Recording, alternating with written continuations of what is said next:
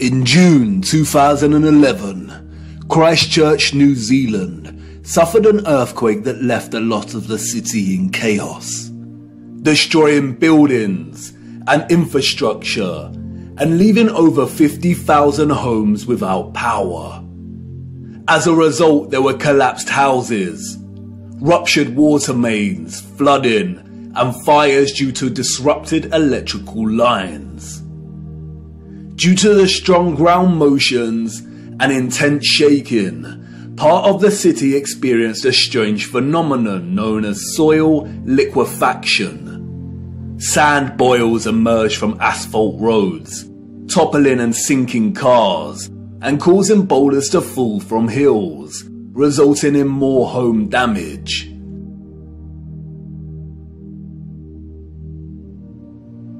Soil liquefaction occurs when saturated soil loses its strength and stiffness in response to an applied stress, such as shaking or other sudden changes, such as a strong explosion. It can also affect dams and bridges. Turbidity currents can also form huge landslides that are impossible to stop. In the worst case scenario, entire cities may be destroyed. As you can see, liquefaction can move entire areas of land. The mud can rise dramatically and rapidly, and its destructive force is unstoppable. It is a well-documented phenomenon. Once the stress has subsided, the soil begins to solidify once again, and we can see the aftermath. Uneven, muddy streets remain where there was once road paving. Returning to photographs of 19th century cities, we see a similar situation here. The roads are unrefined and full of mud. We see unsophisticated, uneven, coarse, and muddy roads everywhere against a backdrop of refined, sophisticated, and magnificent architecture. Could these cities have suffered the similar fate of soil liquefaction that we see in more recent times? Perhaps. But unfortunately, muddy roads is not enough evidence to base any conclusions on, is it? Squelching along these muddy 19th century roads, observing their surroundings, a child may ask, why did they build the windows so low to the ground?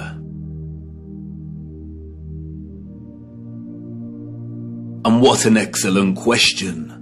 We see it everywhere. Windows at ground level.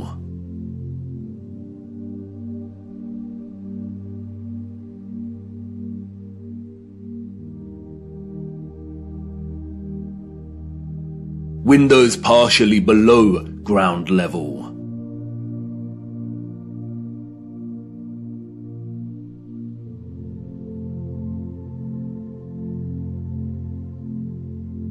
First floor entrances raised from the ground level.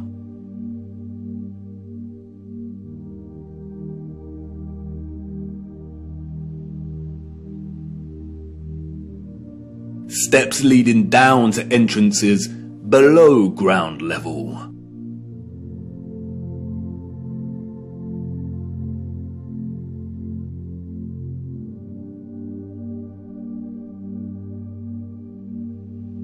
We can find this in almost every major city across our realm. In both old photographs and when we walk in the streets today. And what does it tell us?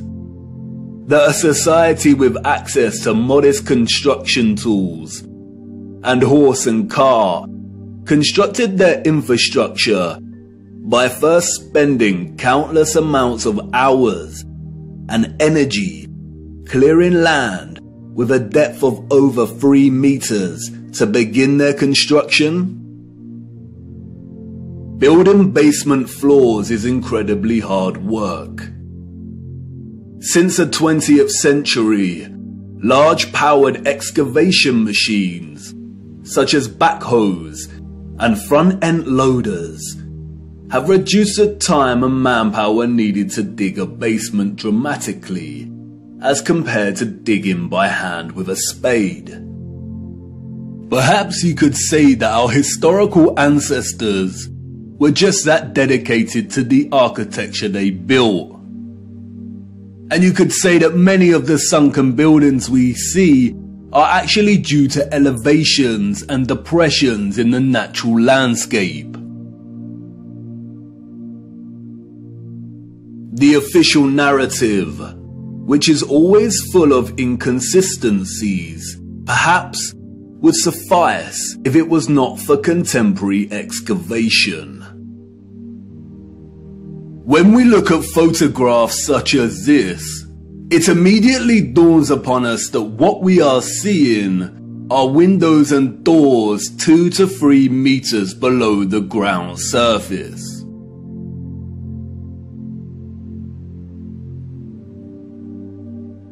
Why are there windows and doors underground?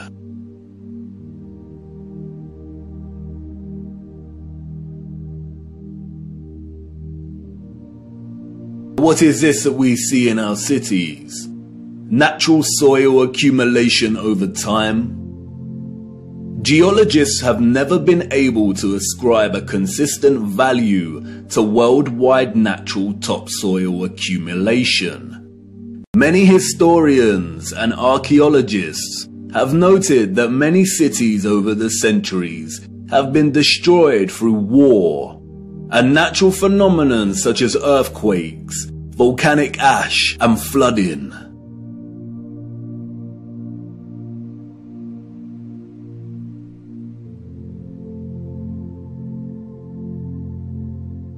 Aren't these just the layers of previous civilizations?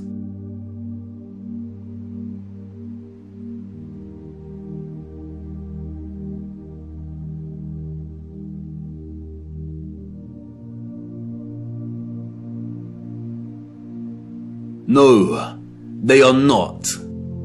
We see over and over again whole floors of buildings consistent with the architecture existing above the layer of ground.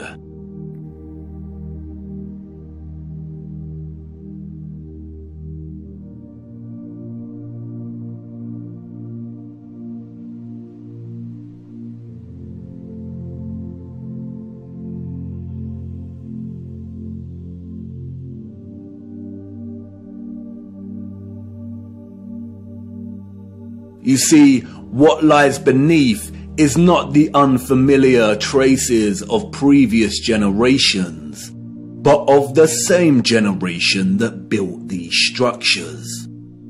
And once you really see this kind of sunken, buried infrastructure that exists in such prevalence across our world, you can never unsee it.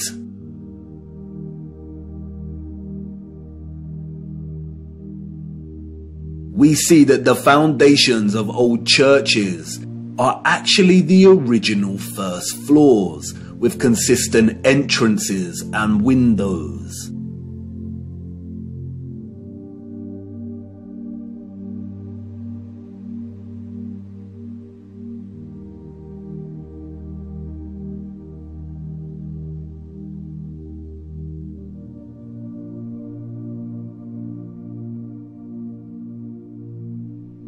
We see mosaics unearthed.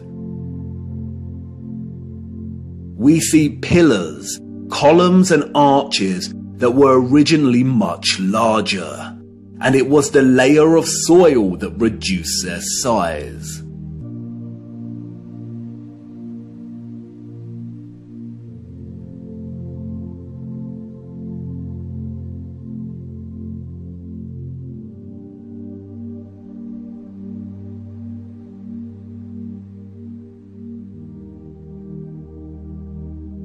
And like with the 1964 earthquake in Niigata, Japan, we also find many so-called ancient structures that are leaning, as if at some point the soil beneath these structures loosened and liquefied. We have the Sahurzen Church Tower and Our Dear Lady at the Mountain Church Tower in Germany, the Tiger Hill Pagoda in China, the Leaning Tower of Neveyansk in Russia, the Leaning Temple of Huma in India, Oud-Kirk in the Netherlands, the Tower of Zaragoza in Spain, and, of course, the Tower of Pisa. The official liars of the world try to justify the buried and tilting structures we see, filling our heads with stories of antiquity and ever-changing geology. But it becomes trickier for them when we turn our attention to America. If we are to believe their narrative, then all of the buildings we see in 19th century photographs of the burgeoning American cities are newly constructed. Why do we see famous structures, such as the Washington Capitol building, with consistent infrastructure that buries very deep into the ground? And again, the inconsistencies do not add up. Why would an underdeveloped people waste resources, energy, and time constructing the foundations of the Capitol building to be consistent with the column style we find above the surface? The foundations did not have to feature columns. Columns, we are told, are a stylistic choice, not a functional one. So why would they do this? In a nutshell, they wouldn't.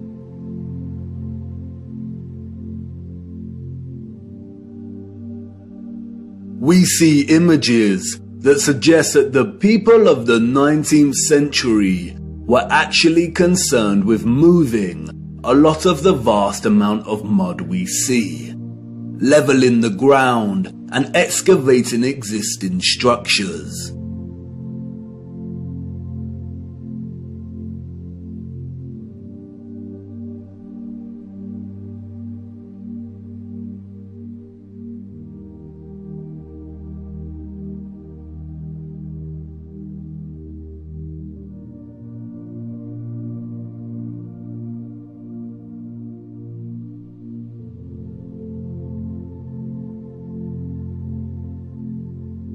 The consistency and prevalence of buried architecture across our realm indicate that whatever happened was a worldwide event, despite regional differences in natural topsoil accumulation and erosion.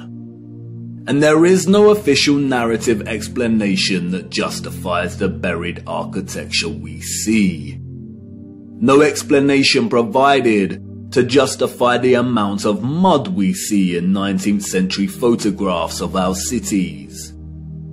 On the roads, mud piles from clearing, the roads uneven, the land ravaged, but the architecture grand, perfect, and intact. Applauded by literary scholars for his use of fog as an opening simile and metaphor to paint a portrait of London as a corrupted hub amidst burgeoning industrialization, many often overlook that Charles Dickens's 1852 novel Bleak House actually opens with a different image. London, Michaelmas term lately over, and the Lord Chancellor sitting in Lincoln's Inn Hall. Implacable November weather. As much mud in the streets as if the waters had but newly retired from the face of the earth. Liquefaction caused havoc across Christchurch and the Garter. But these were isolated earthquake events, and only portions of each city were affected. It is not possible for there to have been huge, simultaneous earthquakes around the world during a similar period. Or is it? Even Wikipedia tells us that liquefaction can occur naturally or artificially, from an earthquake or other sudden change in stress condition. Even if this was the case, we do not see the same structural damage to the buildings in the 19th century like we do in cases such as Christchurch and the Garter. Most of the buried architecture we see is intact. It is either sunken or the ground level has been raised at least 3 meters, sometimes in a uniform manner, and other times partially buried in rolling mud hills, as if there were huge landslides. The strange case of the buried architecture provides the following conclusions: that what lies beneath are not the remains of previous civilizations. More often than not, the buried structures are consistent with the architecture we see above ground. That the structures are much larger than originally suspected, and therefore they are even more of a construction impossibility for a Victorian generation of horse and car, and those existing before them. That natural topsoil accumulation and soil liquefaction are not satisfactory explanations for what we see here.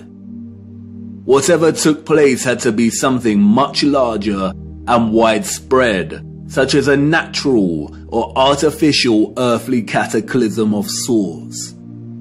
As many of the photographs show, many citizens of the 1800s were responsible for moving much of the mud, leveling the ground, and excavating buildings, which suggests that whatever happened had happened very recently in their past. The complete absence of a reasonable mainstream justification for the buried architecture we see suggests that the controllers of our realm are deliberately trying to hide whatever happened. And what of the deserted cities we see in the earlier photographs? If these cities were truly empty, then we must ask why. We must also ask how all the people got there in the end. In the space of 30 or so years, we see a city go from barren to bustling. Interestingly, it is Charles Dickens and 19th century literature more generally that offers some clues. 2 central themes run throughout 19th century Victorian literature: that of marriage and female chastity, and that of orphans and adoption. Many of the fictional characters we've come to love over the years are orphans. We have Oliver Twist and Pip from Great Expectations. We have little orphan Jane Eyre and Heathcliff from Wuthering Heights. We have Mowgli from The Jungle Book, Cosette from Les Miserables. We have Heidi, Rapunzel, Peter Pan, Snow White. We have Tom Sawyer and Huckleberry Finn and Anne of Green Gables. And these books were of their time, as far as orphan prevalence goes. The only issue is that these novels romanticize the orphan as a figure, dislocated from society by default, and therefore paved their life's path as one of unforeseen opportunity. This was not reality. The theme of marriage and chastity that we find in so many 19th century literary works, such as those by Jane Austen, the Brontes, George Eliot, Dickens, Thomas Hardy, Leo Tolstoy, Victor Hugo, and more, was nothing more than carefully disguised, well-written propaganda, with the sole purpose to solidify and justify a social value framework that would separate children from their mothers. Children born outside of marriage or wedlock were regarded as illegitimate, meaning they did not have a legal status. Illegitimate children was a serious stigma throughout the 19th century. The majority of employers would not hire women with an illegitimate child. Many unwed mothers with illegitimate children ended up without a home, in poor health, starving, exhausted. Their only place of refuge would be the workhouse, where they would carry out the most unpleasant duties. In some places, women with illegitimate children were singled out and had to wear a special uniform, which alerted everyone to their status as an unmarried mother or fallen woman.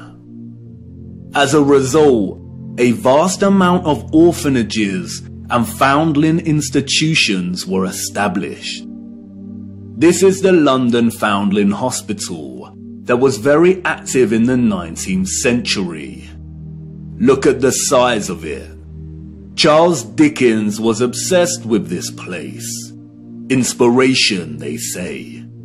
The official narrative tells us that an estimated 4,500 women handed over their children to this huge building. But this was just one institution.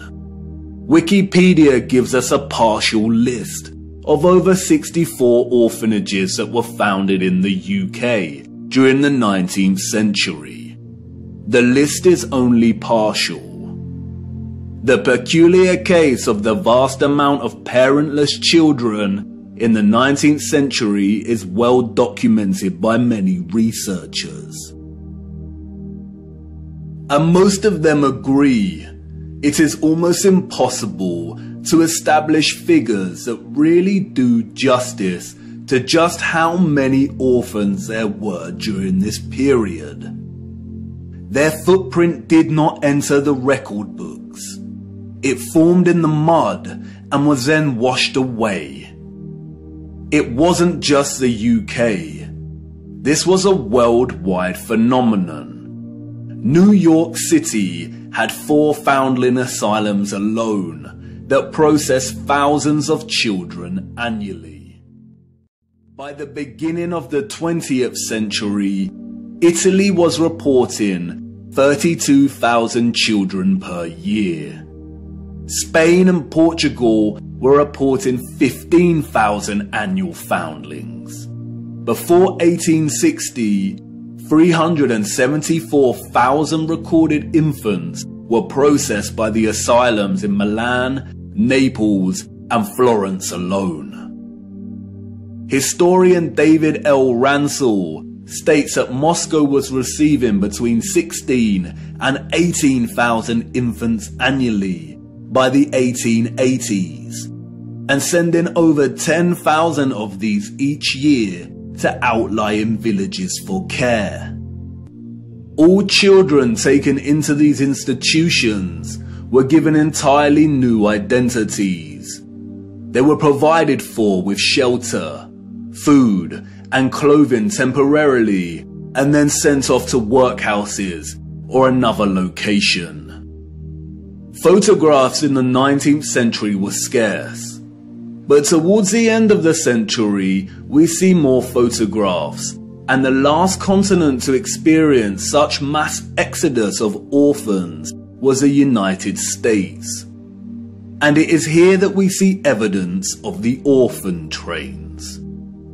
The first group of these orphans arrived in Michigan in 1854, and from that moment on, the movement shipped hundreds of thousands of children across the states until it ended in 1929. Officially, there were over 97 institutions involved in orphans and orphan trains in the 19th century. And again, this was not just the United States. Annie McPherson will go down in history as a woman who scammed more than 100,000 foundlings and shipped them from the United Kingdom to Canada, New Zealand, and South Africa, and even to the outer edges of the earth in Australia, so that they could be sold into child labour. Why do we see so many photographs of orphans in workhouses? Why are they working with machinery created for adult use? Were there not enough adults during this time to carry out this work? And then there is the strange case of the burgeoning American amusement parks at the turn of the 20th century. In addition to rides and exhibits, many of these parks featured an unusual attraction: infantoriums. Visitors of these parks could stroll around with ice cream and swing by these stations, a visit equivalent to that of a fully functional neonatal intensive care unit, complete with incubators filled with sleeping, premature babies. History has been kind to Martin Cooney. Touted as a hero, Cooney was the German mind behind the incubators. His first encounter with premature babies, we are told, was at the 1896 World's Fair. He knew immediately that the exhibition would save babies' lives. The technology to keep premature babies alive was expensive, and he knew the public would pay to see the babies in incubators. He would charge an entrance fee at the amusement parks to generate funds to help these babies live. Nurses tended to the babies as an enraptured public looked on. Like any other amusement, the premature baby exhibits included carnival barkers who tried to lure the public to come and see the babies. I don't know about you, but I find something very off about these incubators. Advertised as featuring living babies, a lot of the fairs where Cooney showed his babies also featured eugenics exhibitions. Eugenics is a field of corrupted pseudoscience that endorses selective breeding to improve the genetic quality of the human population. Eugenics was inspired by Darwinism and was a driving ideology that fueled the Nazis. Why are people paying to see living babies as if they had never seen a living infant before? Did people of the time not have their own babies? And where are these infants' parents? How did they have the technology in the 19th century to keep premature babies alive in such a way? Or is something off, once again, with the official narrative? There were 80,000 premature babies who were treated in these amusement park incubators. 80,000. The hundreds of thousands of orphans in the 19th century are just barely believable. Were women really that carefree? Did America even have the population numbers to justify 80,000 premature babies? We are not talking orphans here, but infants born prematurely. The narrative is not convincing or realistically fathomable, where did these babies come from? More troubling is Cooney's background. As many historians have pointed out, he had no medical degree or training. His story is a very similar one of unconvincing philanthropy that we find surrounding some of our contemporary figures today that also do not have medical degrees. Were the affairs a front for illicit adoption of premature babies? Even if they were premature, did that mean they had no parents? Who owned and was responsible for these parks? And what happened to the babies once they grew and left the incubators? If something feels eerily wrong about the entire narrative surrounding these parks and orphans, it's because we are not being told the truth. Why were there hundreds of thousands of parentless children in the 19th century? Where did they come from? They were relocated all over the world. Europe, America, Russia, Australia, Canada. Why? Especially when most still had a living parent. If pregnancy out of wedlock was such a social stigma that resulted in such trauma, why would so many people put themselves in that position in the first place? Did the government really care about social morality enough to pass laws? And all the effort to build and maintain orphanages and orphan relocation networks, would this not burden governmental finances and administration systems? It certainly would have. But, you see, there was a greater purpose behind the government's worldwide agenda. Repopulation.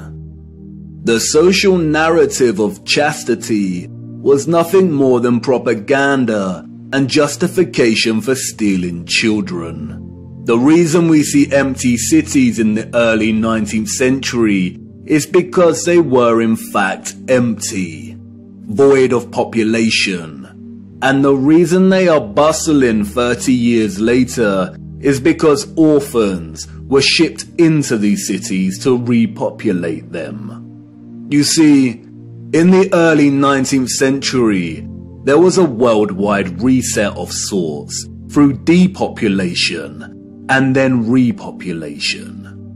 The people we see in these photographs did not build this architecture.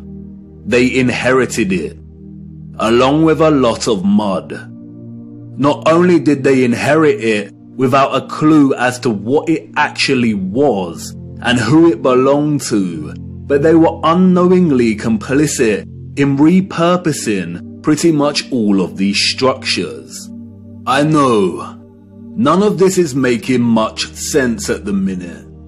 You are probably wondering why on earth these cities were empty and full of mud. What happened that meant governments needed to repopulate the earth? And I know what you're thinking. This is all very intriguing, but what does this have to do with flat earth? You want to know more about the firmament, the sun and moon, and our stationary plane. Do not worry. Everything will become clearer as we continue our journey. The prevalent evidence of buried infrastructure, coupled with deserted cities and a burgeoning industry of orphans, is just a start. These are all necessary clues, hinting at some kind of cataclysm, but the real story hasn't truly begun yet. The stage had to be set first, and now it is ready. And even if you cannot see it yet, I know you feel it, viewer. The deserted cities, the buried architecture, and orphans all signal a looming darkness. There is a great black cloud in front of us, and I won't lie, we are heading right into the heart of it. And like I said before, we do not have much time. Come on, it's time for me to honor my promise and take you back to the future.